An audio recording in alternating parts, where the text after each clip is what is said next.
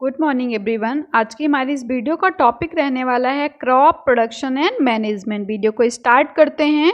पहली and Boojho went to their uncle's house during the summer vacation. Paheli और बूजो गर्मियों की छुट्टी में अपने अंकल के घर गए हुए थे। There uncle is a farmer. उनके अंकल क्या हैं? उनके अंकल एक किसान हैं। One day they saw some tools like खुरपी, sickle, shovel, plough etcetera in the field. एक दिन बूझो और पहली ने फील्ड में बहुत सारे टूल्स, बहुत सारे औजार जैसे खुरपी, सिकल, हसिया, शावल, फावड़ा, प्लाउ, हल, इन सबको देखा फील्ड में। अब बूझो के माइंड में क्वेश्चन आता है, I want to know where and how these tools are used. मैं जानना चाहता हूँ कि कब, कहाँ और कैसे इन टूल्स का यूज़ होता है। ये जो सारे टूल्स खुरपी, सिकल, शावल, प्लाउ, इन सबको बूझो और पहली ने फील्ड में देखा। अब बूझो को जानना है कि इनका यूज़ हम कहाँ और कैसे करते हैं। नेक्स्ट है हमारा यू हैव लर्न। वीडियो को स्टार्ट करने से पहले एक छोटा सा इंट्रोडक्शन का पार्ट दिया गया है जो इस टॉपिक का ओवरऑल पार्ट नहीं है लेकिन इससे रिलेट होता है, दैट्स वाई हम इसको पढ़ेंगे। You have learn that all living organism require food. हम ये जानते हैं, हम ये पढ़ चुके हैं कि जितने भी लिविंग ऑर्गेनिज्म होते हैं उनको फूड की रिक्वायरमेंट होती है। Plants can make their food themselves. Plants तो अपना फूड खुद से बना लेते हैं। कैन यू रिकॉल, क्या आप याद कर पा रहे हो how green plant synthesise their own food. जो ग्रीन प्लांट्स होते हैं वो अपना फूड खुद से कैसे सिंथेसाइज करते हैं, खुद से कैसे बनाते हैं। Animals including humans can not make their own food. लेकिन जो एनिमल्स होते हैं जिसमें ह्यूमन बींग्स आते हैं वो अपना फूड खुद से सिंथेसाइज नहीं कर पाते, खुद से नहीं बना पाते। So where do animal get their food. तो ये एनिमल जो अपना फूड खुद से नहीं बना पा रहे हैं, इनको खाना कहाँ से मिलता है। First of all why do we have to eat food. लेकिन पहले तो आप ये बताइए, ये आप बाद में बताइएगा कि प्लांट ने खाना कैसे बनाया, कौन से प्रोसेस के थ्रू बनाया, या एनिमल को खाना कहाँ से मिला। पहले आप ये बताइए कि आखिर खाना खाने की ज़रूरत ही क्यों होती है, हम खाना खाते ही क्यों हैं। You already know that energy from the food is utilized by the organism for carrying out their various body functions। हम ये जानते हैं, हम ये ऑलरेडी जानते हैं कि फूड जब हमारी बॉडी, कोई भी ऑर्गेनिज्म जो होता है जब वो उस फूड को यूटिलाइज कर लेता है तो उसका यूज़ बॉडी के डिफरेंट पार्ट्स में फंक्शन के लिए किया जाता है। वो कौन कौन से फंक्शन हो सकते हैं? हो सकता है डाइजेशन, रेस्पिरेशन और एक्सक्रीशन। इन सारे बॉडी के फंक्शंस में ये जो सिस्टम्स वर्क करते हैं, इन सब को एनर्जी चाहिए होगी और एनर्जी कहाँ से मिलती है? फूड से। दैट्स वाई हम क्या खा रहे हैं? खाना खा रहे हैं। We get our food from plants or animal or both. हम लोग ह्यूमन बींग्स अपना फूड या तो प्लांट से लेते हैं या एनिमल से लेते हैं या दोनों से लेते हैं। Ma'am how is it possible? कैसे दोनों से ले रहे हैं? तो जो हर्बीवोर्स होते हैं, जो अपना जो है जो ग्रीन वेजिटेबल्स खाते हैं वो प्लांट से अपना खाना ले लेंगे। लेकिन जो कॉर्निवोर्स हैं वो कहाँ से लेंगे? एनिमल से लेंगे। लेकिन जो ओमनिवोर्स हैं, जो कॉर्निवोर्स भी हैं, हर्बीवोर्स भी हैं, तो वो प्लांट भी खाएंगे, एनिमल भी खाएंगे। तो हुए ना, सब पे डिपेंड। नाउ अब बूझो के माइंड में अगेन एक क्वेश्चन आता है, because Boojho is a very curious boy, he want to know the answer of each and every question. Since we all need food, हालांकि हम सबको खाने की नीड होती है, how can we provide a large number of people in our country. तो हालांकि जितने भी लिविंग ऑर्गेनिज्म हैं इन सबको खाने की नीड होती है, फूड की नीड होती है, तो कंट्री में इतने सारे लोग हैं, हम सब तक खाना कैसे पहुंचाएंगे, सबको खाना कैसे मिलेगा। Food has to be produced on a large scale. तो पहली बताती है कि इट मीन्स फूड का प्रोडक्शन कैसे होना चाहिए? लार्ज स्केल पर होना चाहिए, बड़े स्तर पर होना चाहिए, जिससे कंट्री के हर पीपल तक फूड पहुंच जाए। In order to provide food for a large population, regular production, proper management, distribution is necessary. मतलब लार्ज पॉपुलेशन तक फूड प्रोवाइड करने के लिए हमें 3 चीज़ों की नीड होती है। फूड का प्रॉपर रेगुलर प्रोडक्शन होना चाहिए, साथ में उसका प्रॉपर मैनेजमेंट होना चाहिए और अच्छी तरीके से जहाँ जहाँ नीड है वहाँ वहाँ पे उसका डिस्ट्रीब्यूशन भी होना चाहिए। अब हमारा एक्ट जो है वो एग्जैक्ट टॉपिक स्टार्ट होता है जिसका नेम है एग्रीकल्चरल प्रैक्टिसेस। नेम क्या है? Agricultural practices. कह रहे हैं 10,000 BCE से पहले। BCE का फुल फॉर्म होता है बिफोर कॉमन इरा। बिफोर कॉमन इरा 10,000 बिफोर कॉमन इरा से पहले जो लोग थे, पीपल और नोमैदिक। पीपल कैसे थे? नोमैदिक थे, घुमक्कड़ थे। They were wandering in the group from place to place in search of food and shelter. वो एक प्लेस से दूसरे प्लेस फूड और शेल्टर के सर्च में घूमते रहते थे। They ate raw fruits and vegetables. वो कच्चे फल और सब्जियां खाते थे। And started hunting animals for food, और वो फूड के लिए एनिमल्स की का शिकार भी किया करते थे। लेटर बाद में they could cultivate land and produce rice, wheat, other food crops. और बाद में उन्होंने कल्टीवेट करना शुरू किया, लैंड में का कल्टीवेशन शुरू किया और प्रोडक्शन शुरू किया राइस, व्हीट और दूसरे फूड क्रॉप्स की। और इस तरीके से बॉर्न हुआ क्या? हमारा एग्रीकल्चर। इस तरीके से खेती आई। अब एक क्वेश्चन जो ऑलवेज यूनिट फर्स्ट में पूछा जाता है 1 मार्क्स का कि डिफाइन क्रॉप। क्रॉप क्या होता है? When plants of the same kind are cultivated at one place on a large scale it is called a crop. जब सेम काइंड के क्रॉप को एक प्लेस पर लार्ज स्केल में प्रोड्यूस किया जाता है तो हम इसे ही क्या कहते हैं? क्रॉप। क्रॉप के डेफिनेशन के लिए 3 इंपॉर्टेंट्स जो कीवर्ड्स निकल के आते हैं वो हैं same place, large scale, same kind. One place, large scale, same kind. और एग्जाम्पल के लिए अगर हम बात करते हैं व्हीट क्रॉप, हमने एक वर्ड यूज किया wheat crops, then what do you mean by wheat crops? It means उस लार्ज स्केल में जितने भी प्लांट उस फील्ड में ग्रो हुए हैं सबके सब क्या हैं? सबके सब व्हीट के प्लांट्स हैं। आगे हम देखते हैं you already know that crops are of different types like cereals, vegetables and fruit. हम ये ऑलरेडी जानते हैं कि क्रॉप्स में सिर्फ अनाज नहीं आते, क्रॉप्स में सीरियल्स, वेजिटेबल्स और फ्रूट ये सारी चीज़ें आती हैं। तो this can be classified on the basis of the season in which they grow. इन सबको हम कौन सा क्रॉप किस सीजन में ग्रो कराया जा रहा है इस बेसिस पे क्लासीफाई कर सकते हैं। हम ये भी जानते हैं कि India is a vast country. India एक बहुत बड़ा देश है। The climatic conditions like temperature, humidity and rainfall vary from one region to another region. हम ये जानते हैं कि इंडिया एक वास्ट कंट्री है जहाँ का क्लाइमेटिक कंडीशन, जहाँ की जलवायु, टेम्परेचर, क्लाइमेटिक कंडीशन में क्या क्या आएगा? टेम्परेचर, तापमान, ह्यूमिडिटी, नमी, रेनफॉल, बारिश, इन सब का जो रेंज है वो one place to another place vary करता रहता है। Accordingly to there is a rich variety of crop in different parts of the country. इसीलिए क्योंकि क्लाइमेटिक कंडीशन में डिफरेंस आया, दैट्स वाई इंडिया के जो है अलग अलग स्टेट में डिफरेंट टाइप के क्रॉप्स ग्रोन कराए जाते हैं। और हमने क्लाइमेट में डिफरेंस होने की वजह से इसको 2 मेजर ब्रॉड कैटेगरी में हमने क्रॉप्स को डिवाइड कर दिया है।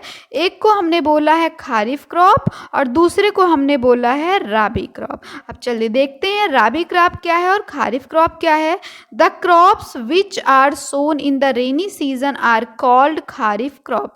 ऐसे क्रॉप्स जिनको हम रेनी सीजन में बोते हैं उन्हें हम कहते हैं खारिफ क्रॉप।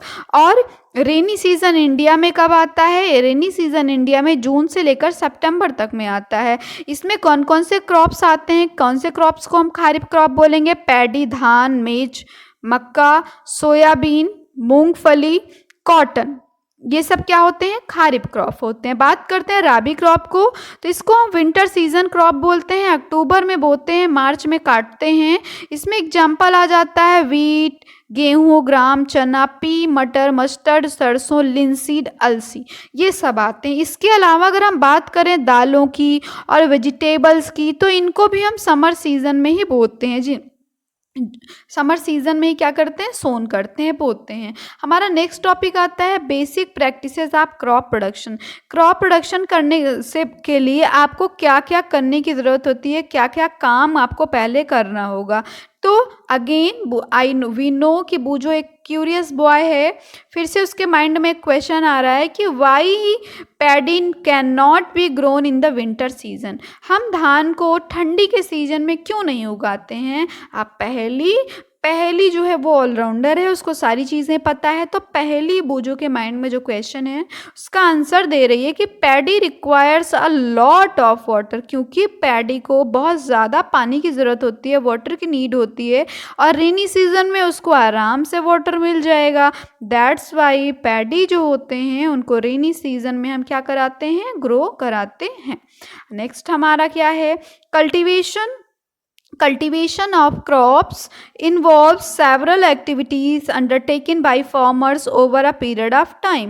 कह रहे क्रॉप के कल्टीवेशन में बहुत सारी एक्टिविटीज़ आती हैं जो जिनको फार्मर्स करते हैं, और ये ऐसे एक दिन में नहीं हो जाता, इसको करने में टाइम भी लगता है। You may find that these activities are similar to those carried out by a gardener और even by you when you grow ornamental plants in your house. कह रहे हैं कि ये एक्टिविटीज़ सेम वैसे ही होते हैं जैसे एक गार्डनर जो होता है, बगीचे का जो मालिक होता है वो करता है, या आप जो अपने ऑर्नामेंटल प्लांट्स होते हैं, सजावटी जो प्लांट्स होते हैं जो आप घरों में लगाते हैं, उनको ग्रो कराने में आप करते हो। सारी एक्टिविटीज़ वैसे ही की जाती हैं। नेक्स्ट हम देखते हैं क्या है, नेक्स्ट हमारा क्या है, अब है कि आखिर एग्रीकल्चरल प्रैक्टिसेस में क्रॉप का प्रोडक्शन करने में क्या क्या एक्टिविटीज़ परफॉर्म करनी पड़ती हैं। सबसे पहला जो स्टेप आता है वो होता है प्रिपरेशन ऑफ सॉइल। खेती करने से पहले हमें मिट्टी को तैयार करना होता है। दूसरा होता है सोइंग, बीजों को बोना। अब हमने सॉइल को प्रिपेयर कर लिया है, अब हम सोइंग करेंगे, सीड को बोएंगे, उसके बाद हम उसमें खाद डालेंगे, फर्टिलाइजर्स डालेंगे, सिंचाई करेंगे, इरिगेशन करेंगे, उनको वीड्स से, खरपतवार से बचाएंगे, हार्वेस्ट करेंगे, काटेंगे, और लास्ट में क्या कर लेंगे, स्टोरेज कर लेंगे उनको। अब वन बाय वन ये सारे जो स्टेप्स पढ़े, preparation of soil, sowing, adding manure and fertiliser, irrigation, protection from weed, harvesting, storage, इन सबको हम थॉरली वन बाय वन पढ़ने वाले हैं। सबसे पहला हमारा जो टॉपिक आता है वो है प्रिपरेशन ऑफ सॉइल। आखिर जो ये टॉपिक है प्रिपरेशन ऑफ सॉइल, मिट्टी को तैयार करना, इसमें मिट्टी को के साथ किया क्या जाता है, कैसे तैयार किया जाता है। The preparation of soil is the first step before growing a crop. किसी भी क्रॉप को बोने से पहले जो पहला स्टेप होता है वो होता है मिट्टी को तैयार करना। One of the most important task in agriculture is to turn the soil and loosen it. और सबसे इम्पॉर्टेंट टास्क होता है ये एग्रीकल्चर में, मिट्टी को टर्न करना, उलटना पलटना, जिससे मिट्टी क्या हो जाए, ढीली हो जाए। अब सॉइल को टर्न करने से और लूज करने से क्या होगा, ये अलाउ करता है root to penetrate deep into the soil. जो भी प्लांट आपने ग्रो कराया उसमें उसका रूट एकदम अंदर पेनिट्रेट करता, मतलब चीरते फाड़ते हुए अंदर मिट्टी के अंदर तक जाता है। और ये तो टर्न करने का फ़ायदा हुआ। टर्न करने से क्या हुआ कि रूट अब इजीली पेनिट्रेट करता हुआ सॉइल के अंदर डीपली जाएगा। साथ में लूज करने से क्या हुआ, लूज करने से ये हुआ कि रूट्स जो हुए हैं वो इजीली ब्रीथ कर पाएंगे। मिट्टी ढीली हो गई है, एयर आराम से अंदर चली जाएगी, और जो प्लांट्स के रूट इनसाइड डीपली गए हैं वो ऊपर की ऑक्सीजन को ले पाएंगे। नेक्स्ट आगे क्या है, why does the loosening of soil allow the root to breathe easily. आखिर क्यों, आप बताइए ज़रा, आखिर क्यों मिट्टी को ढीला कर देने से प्लांट्स के जो रूट हैं वो इजीली ब्रीथ कर पाते हैं, सांस ले पाते हैं, क्या रीज़न है। The लूजन soil help in growth of earthworms and microbes present in the soil.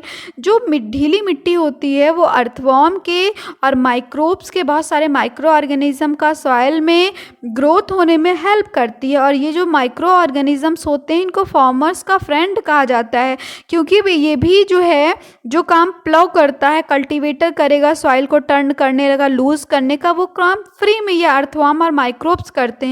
साथ में जो इनका फीकल मैटर होता है वो ह्यूमस के जैसे काम करता है, खाद के जैसे काम करता है, जो सॉइल की जो है वो कंडीशन, टेक्सचर को चेंज कर देता है। But why the soil need to be turned and loose. But फिर से क्वेश्चन वहीं आके रुक जाता है कि आखिर मिट्टी को टर्न करने की और ढीली करने की, लूज करने की ज़रूरत ही क्या है। You have learned in the previous classes that soil contains minerals, water, air and some living organism. हम ये पिछली कक्षा में पढ़ चुके हैं कि जो मिट्टी होती है उसमें बहुत सारे मिनरल होते हैं, वाटर होते हैं, एयर होते हैं और बहुत सारे लिविंग ऑर्गेनिज्म भी होते हैं। जो डेड प्लांट्स होते हैं और जो एनिमल्स होते हैं, जब वो डिकम्पोज हो जाते हैं, जो सॉइल के माइक्रो ऑर्गेनिज्म होते हैं वो उनको क्या कर देते हैं, डिकम्पोज कर देते हैं। इस तरीके से हुआ क्या, सॉइल के ऊपर एनिमल भी है, प्लांट भी है, दोनों की डेथ हो गई। अब जब डेथ हो जाएगी तो सॉइल में जो माइक्रो ऑर्गेनिज्म है वो आएंगे और उनको डिकम्पोज कर देंगे। फिर क्या होगा, डिकम्पोज करने पर एनिमल ने जो न्यूट्रिएंट्स खाया, साथ में प्लांट्स में भी तो मिनरल हैं, न्यूट्रिएंट्स हैं, वो सब क्या हो जाएंगे, फिर से सॉइल के अंदर चले जाएंगे। और ये जो न्यूट्रिएंट्स हैं जो उसमें प्लांट लगे हुए हैं, उनके रूट से फिर से एब्जॉर्ब होकर कहाँ पहुँच जाएंगे, प्लांट्स की बॉडी में पहुँच जाएंगे। Since only a few centimetre of the top layer of soil support plant growth, इसलिए ऊपर से सिर्फ कुछ ही सेंटीमीटर नीचे तक की जो सॉइल की लेयर होती है वो प्लांट्स के ग्रोथ को सपोर्ट करती है। और इसीलिए टर्न करने पर और लूज करने पर क्या होता है, जो न्यूट्रिएंट रिच सॉइल होते हैं जो एकदम बॉटम में चले गए हैं वो किधर आ जाएंगे, टॉप पे आ जाएंगे। और जब वो टॉप पे आएंगे इट मीन्स बॉटम में जो न्यूट्रिएंट्स हैं वो भी अब किधर आ जाएंगे, वो भी ऊपर आ जाएंगे। दैट्स वाई सॉइल को टर्न करना, लूज करना बहुत ही इम्पॉर्टेंट हो जाता है क्रॉप्स के कल्टीवेशन के लिए। अब हमारा एक क्वेश्चन आता है, डिफाइन टिलिंग या प्लविंग, जुताई करना क्या होता है, आप जरा डिफाइन करिए। तो हम बताएंगे the process of loosening and turning of the soil is called tilling और प्लविंग। मिट्टी को ढीला करना, उलटना पलटना ही टिलिंग कहलाता है या प्लविंग कहलाता है। और ये किसकी हेल्प से होता है, प्लव, हल की हेल्प से होता है। प्लव किसका बना होता है, या तो वुड का बना होगा या तो आयरन का बना होगा। जो अगर प्रिपरेशन ऑफ सॉइल में आपको जो है कुछ केस बताए जा रहे हैं कि अगर जो सॉइल है वो बहुत ड्राई है तो सबसे पहले उस सॉइल को जो है जुताई करने से पहले क्या करना पड़ेगा, वाटरिंग करनी पड़ेगी, सिंचाई करनी पड़ेगी। अब जो प्लग्ड फील्ड हैं, कभी कभी ऐसा हो खेत की जुताई हो गई है, प्लविंग हो गई है, लेकिन उसमें बिग क्लम्स मतलब बड़े बड़े मिट्टी के ढेले हैं जिसे क्रम्स कहते हैं, ठीक। तो ये ज़रूरी हो जाता है, it becomes necessary to break these crumbs, तो इन बड़े मिट्टी के बड़े बड़े ढेलों को तोड़ना ज़रूरी हो जाता है, जिसके लिए हमें क्या कराना पड़ता है, उस खेत की लेबलिंग करानी पड़ती है। और लेबलिंग करानी पड़ती है, फिर हम उसमें बीज को बोते हैं, साथ में और क्या कर सकते हैं, सिंचाई करते हैं। लेबलिंग करने पर जो है, लेबलिंग किसकी हेल्प से करते हैं मिट्टी की, हम लेवलर की हेल्प से करते हैं। कभी कभी ऐसा होता है कि खेत की जुताई करने से पहले समटाइम्स हमें ऐसा करना होता है कि manure is added to the soil before tilling, जुताई करने से पहले हम उसमें क्या डालते हैं, खाद डालते हैं। क्यों डालते हैं, जिससे जब हम पहले खाद डाल देंगे फिर जुताई करेंगे तो जो खाद है, मैन्योर है, वो मिट्टी के साथ अच्छे से मिक्स हो जाएगा। और जब खाद मिट्टी के साथ मिक्स हो गया तो हमें पता है कि मैन्योर मतलब हरित खाद, तो वो मिट्टी को ह्यूमिडिटी प्रोवाइड करेगा, मॉइस्ट कर देगा, नमी प्रोवाइड करेगा, ठीक है। हमारा नेक्स्ट टॉपिक आता है एग्रीकल्चरल इम्प्लीमेंट्स। आखिर हम एग्रीकल्चर इम्प्लीमेंट करेंगे कैसे, बिफोर सोइंग द सीड, बीज को बोने से पहले हमें मिट्टी के बड़े बड़े ढेलों को तोड़ना होता है जिससे हमारी खेती अच्छी हो सके, अच्छी पैदावार हो सके। इसके लिए हम बहुत सारे टूल्स का यूज करते हैं। वो क्या क्या टूल्स, और वो मेन टूल्स जो होता है इस पर्पज़ के लिए होता है प्लव, हल हो या कल्टीवेटर, इनका यूज हम करते हैं, ठीक है। नेक्स्ट क्या है, चलिए देखते हैं। अब नेक्स्ट हमारा है प्लव। हम पढ़ेंगे सबसे पहले प्लव के बारे में, हल के बारे में। This is being used since ancient time for tilling the soil. इसका यूज किया जा रहा है एंशियंट टाइम से मिट्टी की जुताई करने के लिए, फर्टिलाइजर्स टू क्रॉप्स के में फर्टिलाइजर डालने के लिए, वीड और खरपतवार को रिमूव करने के लिए, मिट्टी को टर्न करने के लिए। ये जो प्लव होता है वो लकड़ी का बना होता है, इसको एक जोड़ी बैल इसको खींचते हैं या कोई भी अदर एनिमल जैसे हॉर्स या कैमल इसको क्या करते हैं, खींचते हैं। जो प्लव होता है इसमें स्ट्रॉन्ग ट्रैंगुलर आयरन इसकी स्ट्रिप्स होती है जिसको प्लव शेयर बोलते हैं। इसका जो मेन पार्ट होता है वो लॉन्ग ब्लॉक का बना होता है लकड़ी का, जिसको प्लव शाफ्ट बोलते हैं। साथ में इसमें एक हैंडल भी लगा होता है, एक बीम होती है पकड़ने के लिए जिससे बेटर ग्रिप हो सके, जो बुल के नेक से पैक्ड होती है। एक जोड़ी जो बैल होते हैं और एक मैन आसानी से मिलकर इस प्लव को क्या करते हैं, ऑपरेट करते हैं। ये जो इंडिजीनियस वुड, इंडिजीनियस का मतलब है ट्रेडिशनल, जो बरसों से चला आ रहा है, परंपरागत। ये जो वुडन प्लव है आज के टाइम में इसको बहुत जल्दी से, बहुत तेज़ी से रिप्लेस कर रहा है कौन, आयरन प्लव। मतलब पहले के टाइम पे लकड़ी का हल यूज किया जाता था, आपके टाइम पे क्या यूज किया जा रहा है, आयरन का हल। बात करते हैं हो की, आगे क्या है हो, ये सिंपल टूल होता है जिसका यूज वीड्स को, खरपतवार को रिमूव करने में किया जाता है और मिट्टी को ढीला करने में किया जाता है। इसमें एक लॉन्ग रॉड होता है लकड़ी का, वो आयरन का भी हो सकता है। ये एक स्ट्रॉन्ग ब्रॉड, इसमें बेंट प्लेट्स भी लगी होती हैं, आयरन की हेल्प से फिक्स्ड होता है इसका दूसरा एंड। और ये ऐसे काम करता है ठीक जैसे ब्लेड। ये हमारा हो का डायग्राम है जिससे आप थोड़ा सा ज़्यादा इमेजिन कर पाएँ कि किस तरीके से होता है। इसमें एक बेटर ग्रिप है पकड़ने के लिए, हैंडल भी लगा हुआ है ग्रिप के ऊपर, बेंट प्लेट है जो ब्लेड के जैसे काम करता है, बीम यहाँ पे है जिस पोर्शन को हम लगाते हैं बुलक के नेक के पास। ठीक है, तो ये सारा प्रोसेस है। नेक्स्ट जो टॉपिक हमारा कल्टीवेटर से रिमेनिंग है वो हम नेक्स्ट वीडियो में कवर करेंगे। आई होप आज का वीडियो आपको पसंद आया हो। वीडियो पसंद आया हो तो वीडियो को लाइक और चैनल को सब्सक्राइब ज़रूर करिएगा।